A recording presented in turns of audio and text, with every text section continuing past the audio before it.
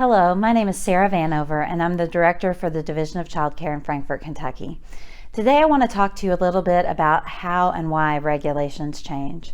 Child care providers will often ask me why something is a reg and how it could be changed, why it is the way that it is.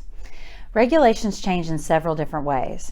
First of all, if a federal law changes, then we must update our regulations accordingly. An example of this was last year when the background check program changed for the state of Kentucky. That happened because a federal law about background checks for child care providers changed. Another example is if a state law changes. So if a state law changes, we must adjust the regulations accordingly.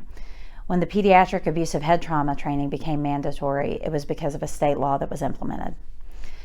Another reason that regulations could change is every 7 years, if a regulation has not been updated, we're required to go back and look at that regulation and make sure that it is still current and up to date. Finally, one of the other reasons that regulations change is if there is research and proof of the regulation having a negative impact, if best practice has changed.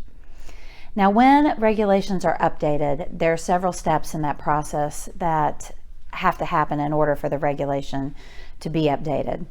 First, the agency, like the Division of Child Care, will update the regulation and file that. Once the regulation has been filed with the updates, then there are 2 months of public comments where anybody may email or write in to let us know comments about the regulation. Once the public comment period is closed, the updated regulation must go before a legislative committee. When the legislative committee reviews the new regulation, the updates, they look for financial impact either to the state or to the providers. They look and see if it's in the best interest of Kentucky. And they also look to see if there are any conflicts in the new regulation with current laws or regulations. You can also file emergency regulations, and those regs go into effect immediately. However, there is still a time period for public comment and review. It's just that the changes go into effect at the same time as the comments and the review period. If you have questions or comments about the regs, there is an email address that you can email DCC at to offer suggestions or comments for the next time that the regulations are open, things that you think would be beneficial to change.